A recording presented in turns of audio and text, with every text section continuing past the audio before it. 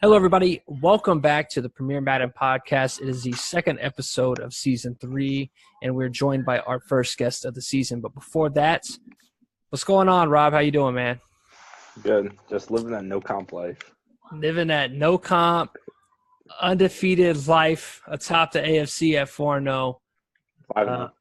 We got plenty to talk about in regards to that 4-0 and why it 5-0. shouldn't be an O. Nah, that was last episode.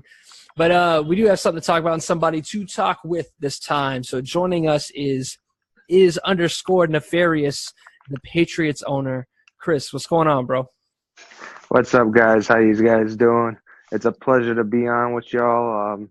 Maybe I could elaborate on a little bit of that cheese safety that I got over in New England now. Okay. So I didn't know what he was going to sound like, but the moment he got on the mic, it was – you park your car, I'm in The Departed, so no surprise there.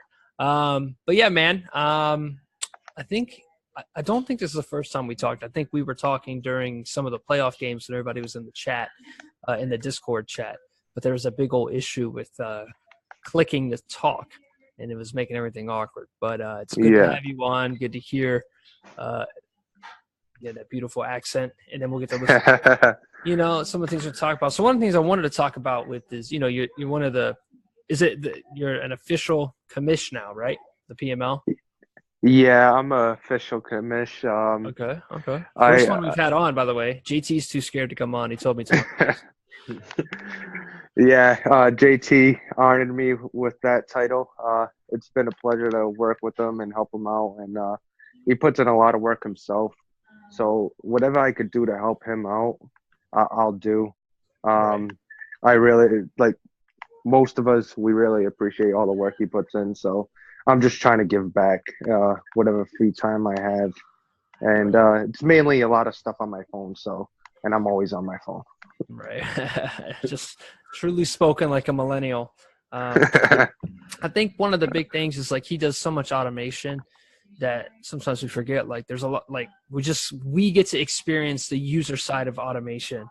It takes time, however he's doing it, whether it's GUI, whether he's coding, whether he's doing it all. He's taking time out of his day, I don't know what his marriage situation or kid situation's like. Maybe he's 15. Maybe that's why JT won't come on the podcast. 15-year-old squeaker. Hey guys, how's it going? Join the Premier Madden League. No kids allowed. This is a mature league. Oh man. It's like what's it? Vincent from BoJack Horseman. JT is just 3 15-year-olds stacked on top. They're playing Madden. One's got the controller at the bottom, and the guy at the top can see the screen.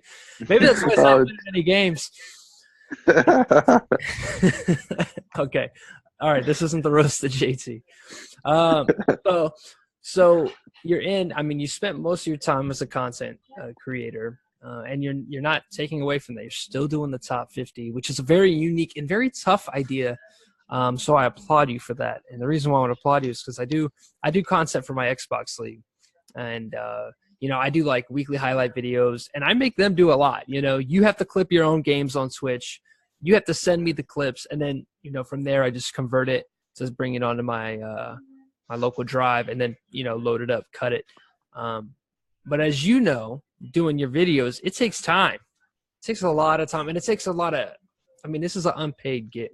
So it takes a lot of willpower to just get on and edit something, especially if you're on your phone, because it's just a lot easier to work with a computer. So we really appreciate the videos. So don't listen to Natural when he's bugging you in chat about that shit coming out when he's 9 months behind on his video.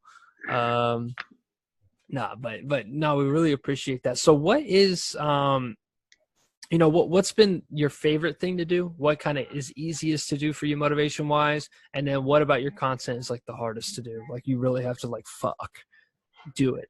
Spend an hour, spend 2 hours doing it. Well, what's been the hottest is obviously that top 50.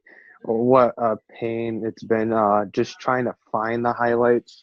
Because a lot of guys use Twitch I haven't found a reliable Twitch downloader for the videos that you guys post and the game streams.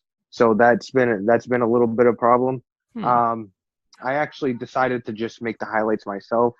Yeah. When it comes, yeah, it's been easier, but when it comes to rookies and players are in different teams, um, just a little preview. I got Kareem Hunt on the next 10, and trying to find him highlights is going to be a little bit of a problem due to the fact that he's no longer in the game. So Right. he's gonna be a little bit of a problem for me. He's what's holding it up.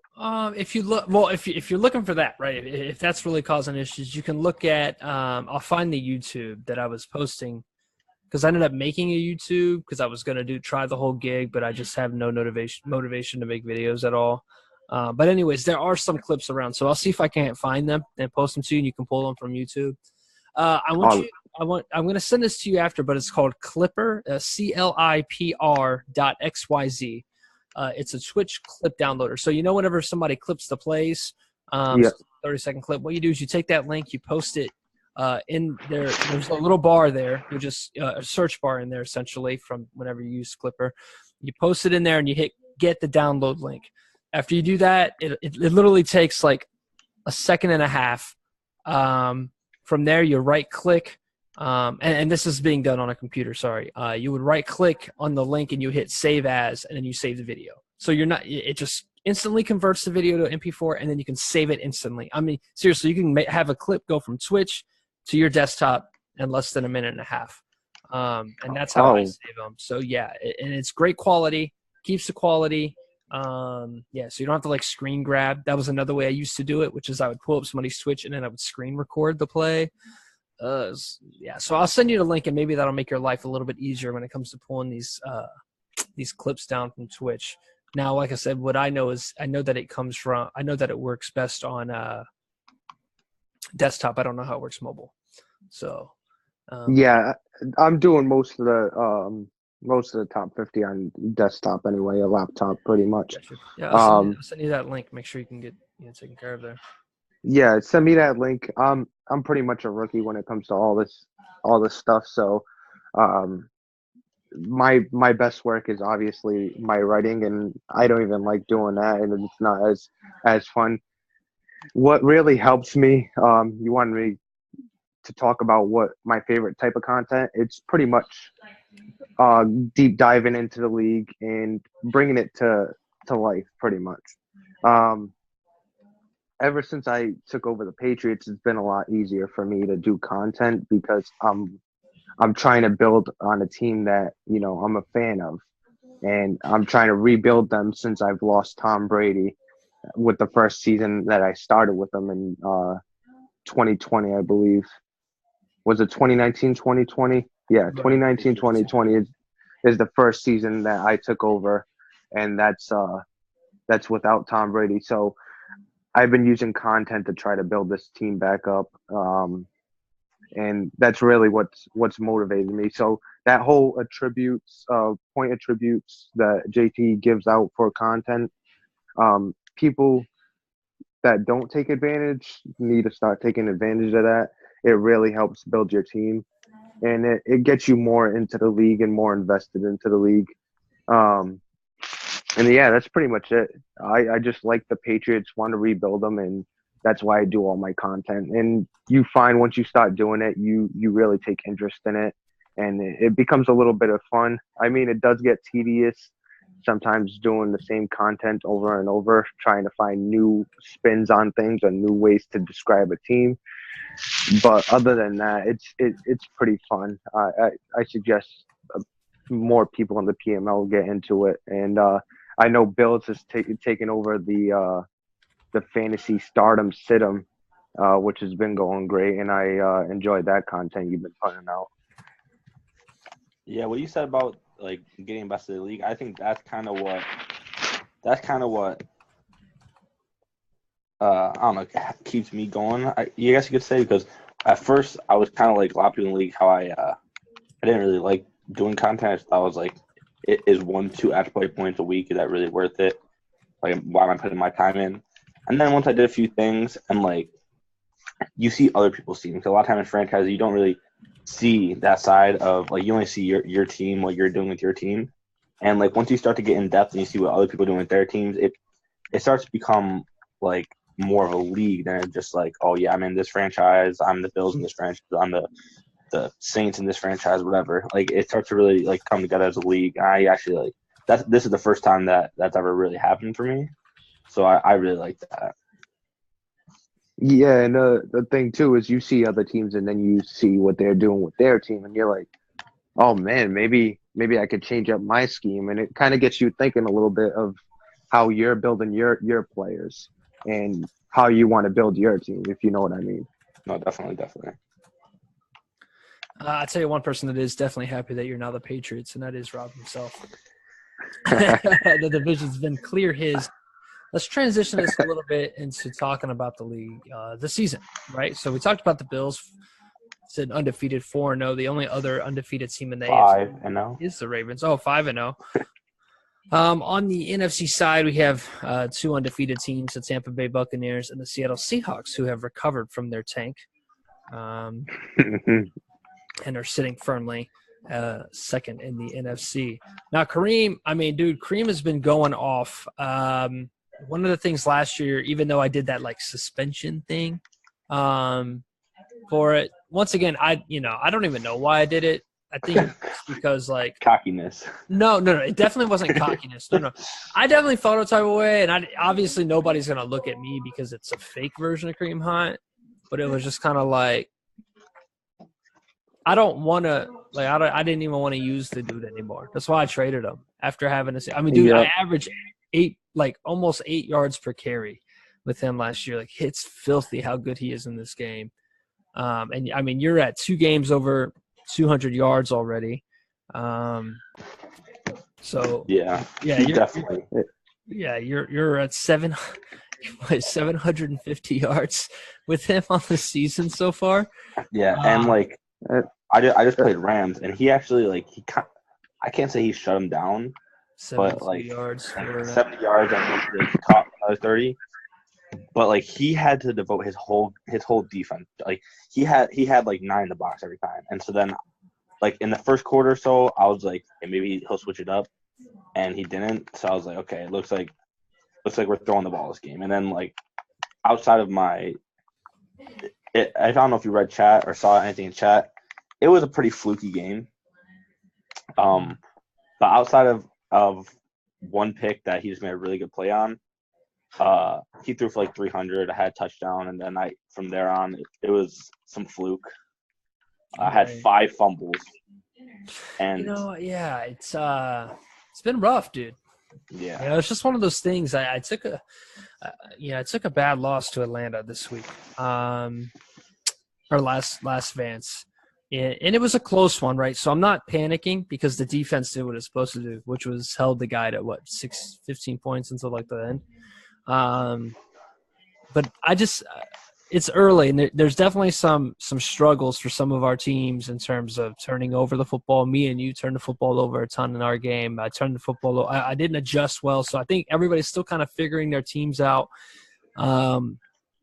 The guys that are striving right now are the ones that are winning their defensive battles. I felt like I won my defensive battle against the Falcons, but then I gave up a big play and a bad throw by Mahomes. So, but either way, I think that's what's getting a lot of these teams going. You're a very talented defensive player, and your ability to run the football is huge because that's limiting your passing errors a ton. So I think it'll open up a little bit later in the season. We have some huge matchups. One of the biggest ones is going to be Browns versus Ravens. 1 loss between them, 8 wins combined. So that'll be an interesting one. We'll get our predictions for that one before this is done.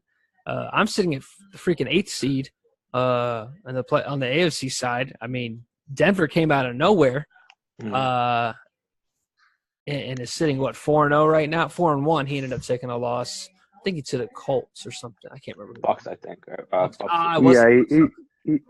was the Bucks, and he kind of got manhandled by the Bucks a little bit. So I hate like going on the record I don't want to like ever doubt somebody, like, but I don't believe it yet. Does that make sense? Like, I know he's 4-1, and I hope he's not looking at me thinking this is about to be a chump game.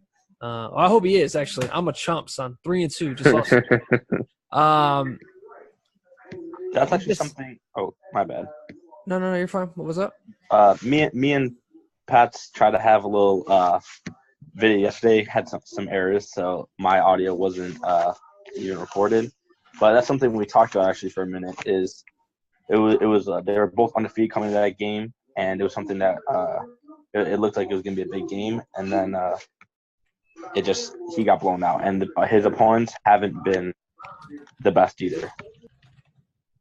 Yeah, he's had one of the weaker schedules thus far. Yeah, and Chargers, Panthers, Saints, Raiders. Like, that's 2 winless teams out of his 4 wins. So I think it's just a matter, and those aren't games he was winning convincingly. 17-22 against the Raiders, 24-15 against the Chargers. I think he's gonna, and to his I would say credit, right, is that he doesn't really have a tough schedule. He's got me. And then he's got the Steelers, and then he's got Rob. And that's he only has like 3 more teams that are over 500. So no matter how good he isn't, this dude could easily just slide into playoffs if I drop 2 to 3 games. You know what I'm saying? And don't win one. If I lose against him, I might really be in trouble. So, so Broncos, welcome to the league, man. 4-1. Keep it up. Prove us wrong. That's what I'm trying to get to here. Is don't let me come on here and shit talk you and then just not, feel free to drop at me in the chat and let me know how you really feel about it. Yeah. And one thing I want to say is Broncos, make sure you take it. I hope that Finn doesn't make the playoffs because he traded Kareem Hunt into my division. After I denied him, I didn't want Kareem Hunt due to the same reason you didn't want to play with him after that news. You offered him, anybody would want him, but me personally, I was like, yeah, I don't want him, just because of what happened in real life and has nothing to do with the fake Kareem Hunt. So fake Kareem Hunt took a bad hit on that. I remember I slid into Finn's DMs like he's put like trading Kareem Hunt whatever in the trade block. And like at first I was like, you got any offers for him? He's like, nah. So then like I waited like a week or so, like a little bit before the draft. I was like, still no offers? He's like, nah. I was like, I'm getting Kareem Hunt. I'm like, fuck it. Like, I knew I was taking DeAndre Swift. Like, first and foremost, like that was 100% going to happen, and he was going to get a significant amount of carries. I kind of got put in cap hell. I lost Justin Houston. And if we're talking about – I don't want to talk about just me, but my struggles have really come from the loss of Justin Houston. Like, Houston oh, my seems to be a God. great player for the Bills. So, oh, man. I had to cut him. In hindsight, I probably should have tried to trade him and get a little bit of value out of him. But it just didn't work out like that. And and you on a run, so – you had to completely cut him? Like, was he still signed at the end of the year? I think he was still signed. Yeah, he was still signed. It's just straight up cap hell because I got to sign Mahomes. I wanted to sign free agents. I needed guys at other positions. I went and got guys like Jamie Collins. Bruce Irvin is kind of the fill-in at the moment before I drafted a guy named he's the Alabama outside lineman. Myers, I think his name is. I don't know. He's phenomenal. He's so fast. He's 88 speed, defensive end. Oh, wow. So I got talent. But it's just not as consistent. Rob will tell you, the high awareness guys, the high play rec, the high pursuit ends can really dominate despite not having the best athleticism.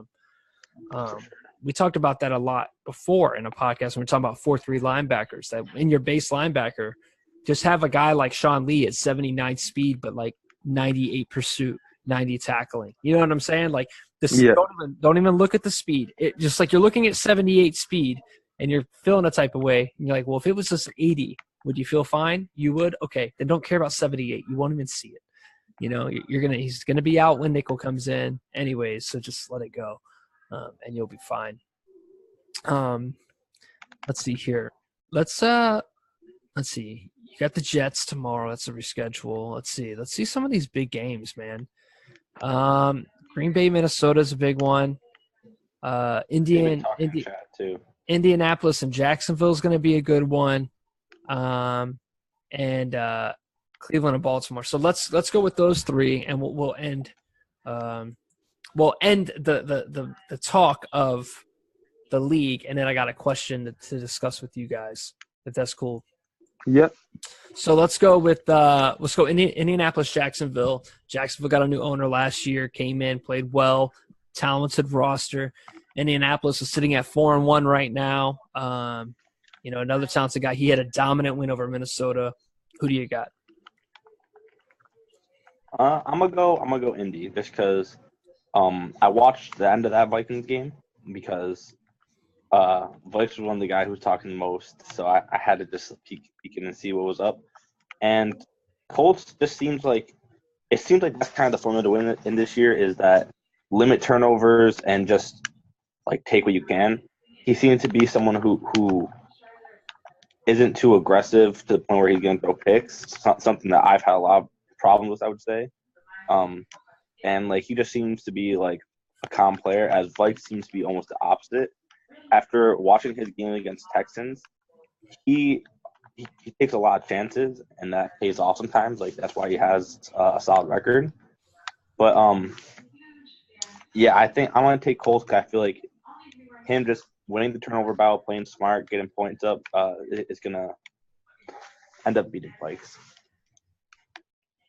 Yeah, I'm gonna agree with Rob here. I see the Colts taking it. He's been performing well, and he's been actually blowing people out, if I'm not mistaken. He seems like he's the real deal. Let's see. Yeah, he blew out Minnesota. Tennessee, he only won by 3.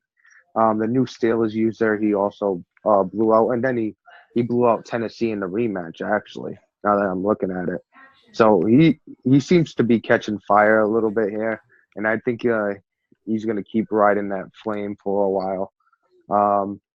Like Rob was saying, he plays a calm and collected style football, which you kind of need to play in PML. If you didn't watch me play the Browns last week or right before my bye week, you'd understand what I'm saying, because I was trapped in my own head and had like 6 turnovers that game, and he absolutely blew me out of the water. But yeah, that's going to be my pick for that game. I'm definitely going to go with the Colts in that. Gotcha. I'm thinking Colts too. And the reason why is I played him when he was Chargers, when he had just joined. And I remember the DM after. I was like, hey, man, good game. I know you could tell you weren't ready for the competition here. Like, I was just like, you didn't know that I'd play like that. You know what I'm saying? Like, you join a league, you don't know if you're getting a guy that knows how to use their linebacker or who doesn't. And it can kind of throw you off. And I hate to brag, but I told y'all I'm good on the user linebacker stick. So I got caught early. But he was very talented. He had very talented defense. He's a good user as well. And I think that was the thing when I played the Jags last year, was that he gave up a lot of it was like he couldn't read the high-low. He kept throwing a lot of users late in that game. So that's what I see happening again. Now let's talk a little bit about the other game, Minnesota, Green Bay. Minnesota started out hot, but after it looks like some film got out on them, kind of changed a little bit. People kind of know what to expect. Can't run the football like he wants to. What's going on? So what do we think? Do you think Oren Burks locks that team, that offense up, and Green Bay walks away with it? Or do you think we got a battle? I think I'm gonna go Green Bay just because I think Vice played a lot like I used to, like my first season when I had a ton of picks, and then even last season when I had less picks but still a ton. Like, he'll take chances, and when you got a guy like I know he's gonna use in Burks or whatever, like he's gonna capitalize. He's gonna throw some picks this game. And Packers, he's been pretty solid in this league for the majority of the league, and he knows what he's doing. Once he gets a lead, I think he's just be smart, run the ball, and try to just kill clock. Mm-hmm. Yeah, I'm actually gonna go against, and I'm gonna pick the dark horse here with the Vikings. it's a toss up. I think this one's going to be a battle, but I think the Vikings is going to come out on top just due to the Packers losing a really tough one last week against it was the Texans, I believe, if I'm not mistaken. But he kind of got manhandled after going into that game 4-0. It could knock down the confidence a little bit. Maybe we don't see the same Packers here against the Vikings, and maybe we start to see the Vikings warm up a little bit more because he had that little situation when he first joined the league after the complaints about his gameplay. So maybe he's figuring some things out, and I think the Vikings could definitely take this one. Interesting. I think it really comes down to can the Packers pick up on the plays that Vikings is running and stop them early and often? If not, it might be too big of a hill to climb out of. And then the final game of the week, Browns, Ravens. Both teams were in the playoffs, went deep in the playoffs last year. Obviously, the Ravens went all the way. Browns have slowly been building a team around Baker and David Sills. Is this the first time the Browns beat the Ravens? Do you think we smell an upset there? Or do we think the run game with that speedy running back is going to be too much? I think this time Browns pulled it off. He's been real hot as of late. Ever since last season, really, he's been real hot. That team he's just clicking, figure stuff out. And I think SGO's taken a little more, or Ravens, whatever you want to say, had taken a little more relaxed approach this year. Like, he's not really worried about regular season as much, I don't think, or even not worried as much in general now that he's not running this series or whatever. And I know that, what's his name, Tony Brooks James, whatever, he's actually out right now, I'm pretty sure. I'm not sure if he's still. I know he was injured a few weeks back. Yeah, he's out for 4 weeks. He's still out. I know he got Robbie Anderson. That's gonna definitely be a factor. But I think, like, with the speed Browns has, he's gonna limit what Robbie Anderson can do. Like, if Robbie Anderson's your top receiver against Denzel Ward, that can be a hard matchup for Robbie. And he has talent everywhere, like so much speed on his team that I think it's really gonna. I think this is the time that he gets over the hump. Yeah, it's hard. I want to pick against SGO or Ravens, whatever you want to call them. I want to pick against them. I want to say it's the Browns, but if I'm a betting man, I'm gonna go with the Ravens. It's hard to bet against that. Bet against them. You know, he's been on fire as far as his offense this season. He's clear number one as far as points per game when it comes to offense. That defense is usually his best part of his game, and they haven't really woken up. So maybe you could see a statement game from that defense as far as taking on another strong offense with the Browns and shutting them down. I feel that. All right. Well, that's where we're at for these matchups. I mean, I think the Browns lose a close one. I think SGO is kind of in a relaxed state, so I don't think it'll be a blowout, but I don't think it's going to be enough to where he loses. Big key is going to be, can you run the football? It's the Browns' defense, a very talented defensive line. Last thing I want to talk about is this thing I proposed in chat, is this idea of picking teams for next year's Madden for PML before the in real life draft. This is something that was proposed by a guy in my Xbox league. They weren't interested in it. I think it's a cool idea where now the draft in real life plays not only to your in real life team, but to the team that you pick. Like, you know, you don't really know what rookie you're getting. So you're sitting there draft day nervous. Am I going to get Kyler Murray or am I going to get some defensive end? You know what I'm saying? I feel like it's going to stop people from choosing really stacked rosters in hopes of getting a high draft pick or a guy like Kyler Murray. There's going to be some reward because obviously when you're picking last in a league, you're kind of getting bottom of the barrel. But now I think it might change it up because team people might make more risk and things like that. There might be a good team that actually drops down to those guys, making it a little bit more fair for those dudes to get talented rosters. Because I think that's a big part of Madden is just having a talented roster. So what is your thoughts on that? Would you do it? Do you think it's just like a cool thing that you try in a side league, or what are your thoughts on that for PML? I think that's like when I heard that, I thought that was like actually a really awesome idea. Just because, like you said, it will bring value to some of the teams that aren't as like coveted. Like obviously, people are gonna want to be the Chiefs, even like the Patriots, like teams with like franchise QBs and stuff that really like. I'm sure the Ravens are gonna be probably like one of the number one teams next year.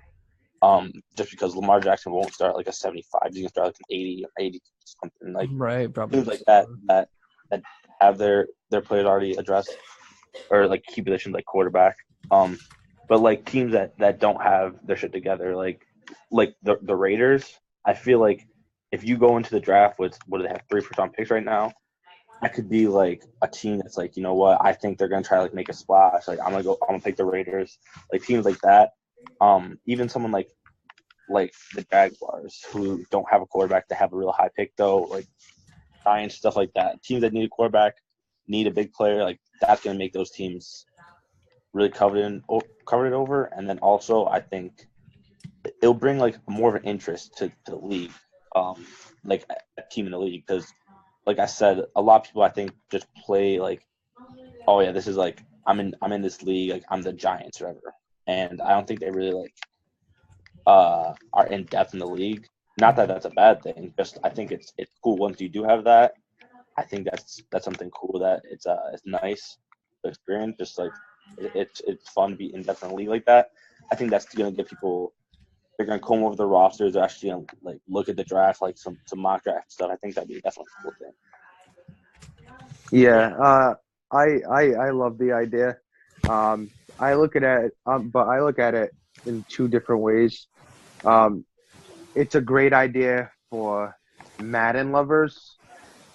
It's not the best idea when it comes to people that play Madden just to play as their favorite team, and they'll lose. I feel like if they're a team that they don't like, they'll lose interest in the league a lot faster than they would if they were the team that they are a fan of or a team that they like, if you know what I mean. I don't think it would be a big. I think that could be solved by just giving people their favorite team. Like there's no other Lions fans in the league, right? So my game plan is Lions. That's still something that could happen with this idea. Is we go through, you do a survey. If you're the only fan of your team, like you get priority on that. And then with the guys that are left, they do this thing where they pick before the season starts. Now, obviously, some guys are going to want to see the draft picks. I get it. It may not be the most popular idea, but it's definitely going to be. I think it would be something that either you get your favorite team, or you're going to have to take a risk. Do you want a team that's good all around right now, or do you want a team that maybe has a high draft pick? Without knowing what that draft pick is going to be. So you have to trust it in real life stuff. So I think it'll be cool. Doing that, I think it also adds the thing or the aspect of like a lot of times when you pick teams for new Madden, you're gonna already know the ratings. So you're gonna be picking teams before you get the new rating. So it's gonna even the playing field in a little bit, just because you're not gonna know maybe who's gonna take a big drop, who's gonna take a big gain, because we know the Madden overalls aren't perfect, so there's gonna be some surprises. That it's gonna be a cool little twist, I think. For sure. Well, maybe we try it out. I'll put it up in the meeting, and then we'll see how it goes. But we're almost up on 45 minutes. I got a game in my Xbox League. So, Chris, thanks for joining us today, bro. Thank you for everything you're doing as a commish and as a content creator for the league. It doesn't go unnoticed. We know it takes time. So make sure you remember that when you're grinding out these videos. Any closing statements from you? One last word blurb. Nah, I just want to say thank you for having me on, and thanks for making the league fun. It's not just JT; it's everybody else that gets involved, and you get involved with the chat. You guys make the league fun as well. And I want to say I still hate you for trading Kareem Hunt to the Bills, and I will never forgive you for that. And I mean, is that really even that bad considering you traded Gronk to me? Yeah, dude. You shot yourself in the foot. Shadow Bob, golly. Yeah, but Gronk is like at a 70 speed now. He's harmless. He doesn't even use Gronk. Well, it's going to cut us out here in about a minute. So that's all we got. Thanks for listening. Catch us next time on the Premier Madden Podcast.